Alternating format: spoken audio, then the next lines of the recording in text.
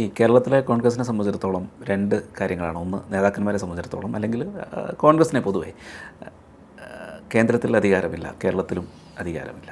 അപ്പോൾ 2 വട്ടം തുടർച്ചയായിട്ട് ഇടതുപക്ഷം ഇവിടെ അധികാരത്തിൽ വരികയും ചെയ്തു.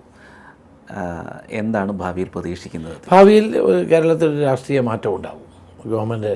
ഈ ഗവൺമെൻറ് ഏറ്റവും ജനങ്ങളാൽ വെറുക്കപ്പെട്ട ഗവൺമെൻറ്റാണ്. ആൻറ്റി ഇൻകംബൻസി ഏറ്റവും ശക്തമാണ്.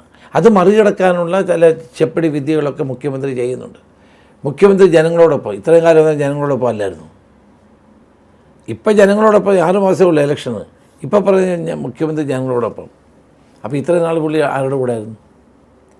തന്നെയുമല്ല, ഈ ഗവൺമെൻറ് ഏറ്റവും കൂടുതൽ അൺപോപ്പുലറായ ഗവൺമെൻറ്റാണ്.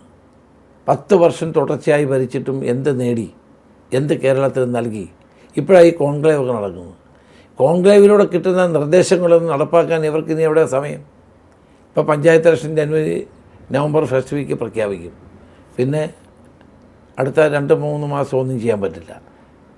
അത് കഴിഞ്ഞ്, കാരണം കോഡ് ഓഫ് കോണ്ടക്റ്റ് വരും. അത് കഴിഞ്ഞാൽ പിന്നെ തെരഞ്ഞെടുപ്പായില്ലേ? അപ്പോൾ ഇപ്പം നടത്തുന്ന കോൺക്ലേവുകളും ചിലവാക്കുന്ന കോടികളൊക്കെ വൃഥാവിലാവും. അപ്പം അങ്ങനെ നടത്തിയിട്ട് കാര്യമില്ല. കാരണം 10 വർഷം കിട്ടിയൊരു, വാസ്തവത്തിൽ പിണറായി വിജയൻ 10 വർഷം മുഖ്യമന്ത്രിയായി കിട്ടിയ ഒരു അവസരം ഉപയോഗിച്ച് കേരളത്തിന് ഒത്തിരി കാര്യം ചെയ്യാമായിരുന്നു. ഈ ഗവൺമെൻറ്റിലും അദ്ദേഹത്തിൻ്റെ 10 വർഷത്തിനിടയിൽ ഞാൻ ഇന്നത് ചെയ്തു എന്ന് പറയാൻ കഴിയത്തക്ക ഒന്നുമില്ല. തൻ്റെ പാദമുദ്രകൾ കേരള രാഷ്ട്രീയത്തിൽ പതിച്ച് ഇന്നത് ചെയ്തു എന്ന് സന്തോഷപൂർവ്വം പറയാൻ കഴിയുന്ന ഒരു മേജർ പ്രോജക്റ്റ് പോലുമില്ല. ദേശീയപാതയാണ് കൂടുതൽ എടുത്തു കാണിക്കുന്നത്. ഈ ദേശീയപാതയ്ക്കൊരു കഥയുണ്ട്. ഈ ദേശീയപാത പണ്ട്, അതുകൂടി ഞാൻ പറയട്ടെ. അന്ന് അച്യുതാനന്ദൻ മുഖ്യമന്ത്രിയായിരുന്ന കാലത്ത് ഞാൻ KPC president, Pinarayi Vijayan party secretary, ഞങ്ങൾ 2 പേരും കൂടി ഒരു പരിപാടിക്ക് പോയി. YMCA-യിലായിരുന്നു, തിരുവനന്തപുരത്ത്. അതുകൊണ്ട് മർത്തോമാ സഭയുടെ പരമാധ്യക്ഷൻ ക്രിസോസ്റ്റം തിരുമേനി കേട്ട് കാണും. അതെ, ഉണ്ടായിരുന്നു. നല്ല മനോഹരമായി തമാശ പറയുന്നത്. ആ തിരുമേനി അവിടെ വെച്ച് ഞങ്ങളോട് പറഞ്ഞു, നിങ്ങൾ 2 പേരും ഇവിടെ ഇടത്തും വലത്തും എൻ്റെ അടുക്കി ഇരിക്കുകയല്ലേ? നമ്മുടെ നാട്ടിൽ റോഡുണ്ടോ? ലോകത്തെവിടെ പോയാലും 8 വരി പാതയും 10 വരി പാതയും എത്ര റോഡുകളാണ് ഉള്ളത്? ഇവിടെ എന്ത് റോഡാണ്? നിങ്ങൾ വിചാരിച്ചാൽ നടക്കില്ലേ? 30 മീറ്ററിൽ എന്ത് റോഡ് പണിയാനാണ്? ലോകത്തെവിടെയെങ്കിലും അതുണ്ടോ? കുറഞ്ഞ 45 മീറ്ററിലും വേണ്ടേ? നിങ്ങൾ 2 മുൻകൈ എടുക്കുക എന്ന് ഞങ്ങളോട് പറഞ്ഞു. ഞങ്ങൾ അവിടെ വെച്ച് തീരുമാനിച്ചു, ഞങ്ങൾ 2 കൂടെ മുൻകൈ എടുക്കുക. അങ്ങനെയാണ് ഞങ്ങൾ 2 കൂടെ ആലോചിച്ചിട്ടാണ് പറഞ്ഞത്, മുഖ്യമന്ത്രിയോട് ആവശ്യപ്പെട്ടൊരു ഓൾ പാർട്ടി മീറ്റിംഗ് വിളിക്കാൻ. ഉമ്മൻചാണ്ടി 30 മീറ്ററിൻ്റെ ആളാണ്, VM സുധീരൻ 30 മീറ്ററിൻ്റെ ആളാണ്, അച്യുതാനന്ദൻ 30 മീറ്ററിൻ്റെ ആളാണ്, വീരേന്ദ്രകുമാർ 30 മീറ്ററിൻ്റെ ആളാണ്. ഇന്ത്യയിലൊട്ടാകെ 60 മീറ്റർ റോഡ് പണിയുമ്പോൾ കേരളത്തിൽ 30 മീറ്റർ. അപ്പം ഞങ്ങൾ 2 കൂടെ തീരുമാനിച്ച് യോഗം വിളിക്കാൻ പറഞ്ഞു. ഞാൻ UDF യോഗം വിളിച്ചു, അദ്ദേഹം LDF യോഗം വിളിച്ചു. LDF യോഗത്തിൽ ഉമ്മൻചാണ്ടിക്ക് ഭയങ്കര 30 മീറ്റർ, കാരണം അദ്ദേഹത്തിന് ഈ ആളുകളെ കുടിയൊഴിപ്പിക്കുന്നതിനൊക്കെ ഒരു മാനസികമായ വിഷമമുണ്ടായിരുന്നു, പ്രയാസമുണ്ടായിരുന്നു. വീരേന്ദ്രകുമാർ പണ്ട് തൊട്ടേ എക്സ്പ്രസ് ഹൈവേക്ക് എതിർത്ത പാർട്ടിയാണ്. അപ്പോൾ അദ്ദേഹം അതിനെതിരാണ്. അപ്പം ഞാൻ പറഞ്ഞു, അത് നടക്കില്ല, ഇത്തവണ 45 മീറ്റർ തന്നെ വേണം, ഇല്ലേ ഭാവിയിലെ തലമുറകൾ നമ്മളെ ശപിക്കും, നമ്മൾ ഈ 30 മീറ്റർ എടുത്തതിൻ്റെ പേരിൽ. ഗോവയൊഴിച്ച് ഇന്ത്യയിൽ ഒരു സംസ്ഥാനത്തും 30 മീറ്റർ ഇല്ല.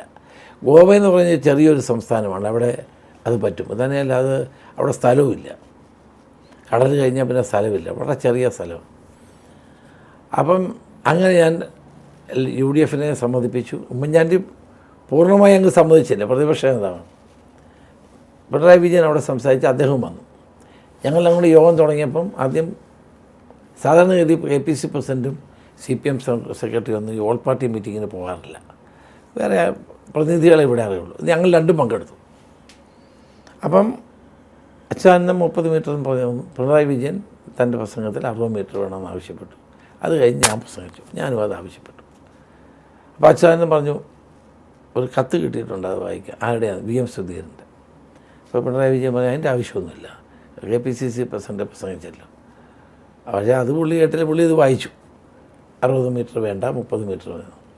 അപ്പോൾ ഉമ്മൻചാണ്ടി എന്നെ അടുത്തിരുന്ന് ചവിട്ടുകയും പിടിക്കുകയൊക്കെ ചെയ്യുന്നുണ്ട്, കയ്യെ പിടിച്ച് നിൽക്കുകയൊക്കെ ചെയ്തു 30 മീറ്റർ സമ്മതിപ്പിക്കാൻ.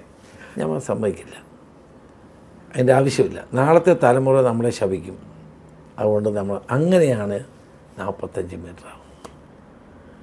പക്ഷേ ഇന്നിപ്പോൾ ആളുകൾ നമ്മളതിന് നല്ല വില കൊടുത്തല്ലോ. ഇപ്പം കൊച്ചി മെട്രോ വന്നപ്പോൾ ഞാനന്ന് ഗവൺമെൻറ് ഇല്ല, KPC പ്രസിഡൻ്റാണ്. അന്ന് കൊച്ചി മെട്രോയ്ക്ക് വേണ്ടി കൊച്ചിയിലെ സ്ഥലം കണ്ണായ സ്ഥലങ്ങൾ എടുക്കുമ്പോൾ അവർക്ക് വലിയ മാർക്കറ്റ് വില കൊടുത്തു. നമ്മൾ നിലവിലുള്ള മാർക്കറ്റ് ആധാരത്തിലുള്ളതല്ല, നിലവിലുള്ള മാർക്കറ്റ് വില കണ്ടെത്തി അത് കൊടുക്കുക ചെയ്ത്. അപ്പോൾ എല്ലാവരും കൊടുത്തു എന്ന് പറഞ്ഞ പോലെ നമ്മൾ ആ സമയത്ത് നല്ല വില കൊടുത്തു. ഇപ്പോൾ എല്ലാവരും എന്താ, പണ്ട് സ്ഥലത്ത് വാങ്ങുന്നതിനെതിരെ സ്ഥലം എടുക്കുന്നതിനെതിരെ സമരം ചെയ്തവർ ഇപ്പം നമ്മുടെയൊക്കെ വരെ എൻ്റെ സ്ഥലം കൂടെ എടുക്കുക എന്ന് പറയും അല്ലേ? അതെ, അങ്ങനെയല്ലേ വന്ന്. സത്യത്തിൽ അന്ന് 45 മീറ്റർ വന്നില്ലായിരുന്നെങ്കിൽ കേരളത്തിൻ്റെ ഹൈവേ നിർമ്മാണം എവിടെ നിൽക്കുമായിരുന്നു? അപ്പം ഭരണകക്ഷിയും പ്രതിപക്ഷവും കൂടി യോജിച്ചാൽ കേരളത്തിൽ വികസനം ഉണ്ടാകുമെന്നുള്ളതിൻ്റെ ഏറ്റവും വലിയ തെളിവാണിത്. ഞങ്ങൾ രണ്ടുപേരും കൂടി ആ കൃഷ്ണകൃഷ്ണൻ തിരുമേനിയുടെ അഭിപ്രായത്തെ അംഗീകരിച്ച് പ്രവർത്തിച്ചുകൊണ്ടല്ലേ അത് വന്നേ. അപ്പോൾ ഇതിന് ഹൈവേ കാണുമ്പോൾ ഞാൻ എപ്പോഴും കൃഷ്ണകൃഷ്ണൻ തിരുമേനിയാണ് ഓർക്കുന്നത്.